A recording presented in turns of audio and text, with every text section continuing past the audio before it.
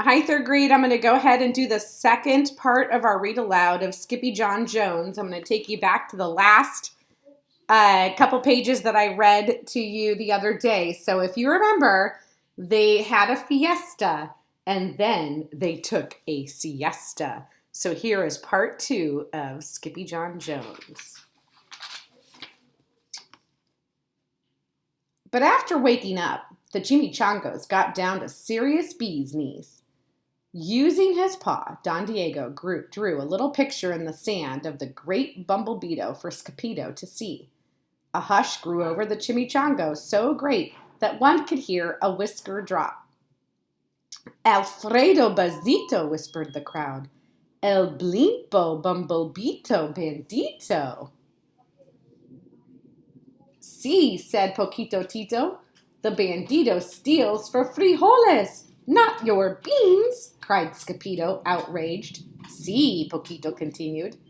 Red beans, black beans, Boston baked and blue, cocoa, coffee, kidney beans, pinto, and jelly too. And now he comes for us, Paquito added. Por qué? Asked Scipio. Because we are all full of the beans too. Then Don Diego stood tall and in his most somber voice declared, Yo quiero frijoles. Huh? Asked Capito.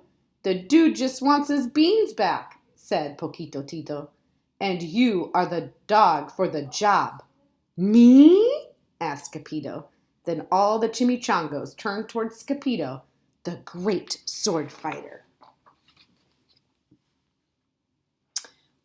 But poor Scipio had no time for a plan, because in the blink of an eye a gigantic shadow darkened the landscape.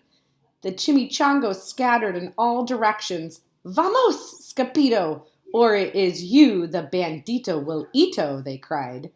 Scipio stood his ground, but his legs shimmied and shook like jello, and his teeth chattered like the castanets.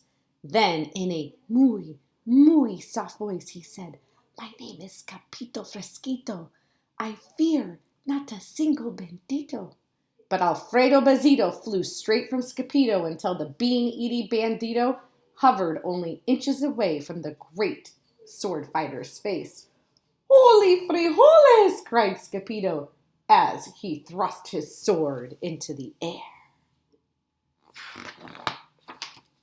And suddenly, pop, went the bandito, landing on Scipio's sword, and quicker than one could say, Chihuahuas, cheese, and crackers, every kind of bean came spilling out of Alfredo Bazito, the bumblebeetle bandito. Dun, dun, dun. Then all the doggies burst out into song. Yip, yippee, yippito! Our hero is El Scipio. Here's the dog of our dreams who delivered the beans, and now we can make our burritos.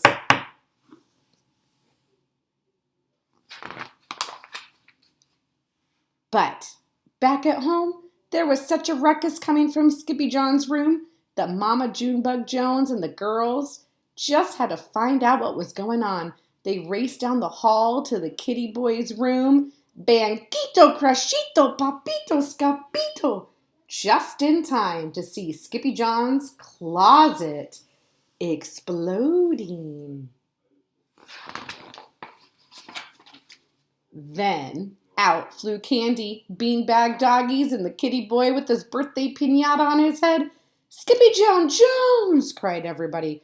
Hola, muchachitas! He said in a mooey soft voice. Mama Junebug Jones lifted up Skippy John and covered his head, and with fury kisses. What am I going to do with you, Mr. Cocoa Pugs? She scolded. That night, when he was supposed to be going to sleep, Skippy John began to bounce and bounce on his big boy bed. Oh, I'm Skippy John Jones, with a mind of my own, and I'll bounce on my bed for hours. I know I'm a cat, but forget about that. Say good night, Skippy John Jones called his mama. Buenos noches, mis amigos, said Skippy John Jones. And there is your story of Skippy John Jones. I may have another one I'll read another week. Hope you enjoyed it.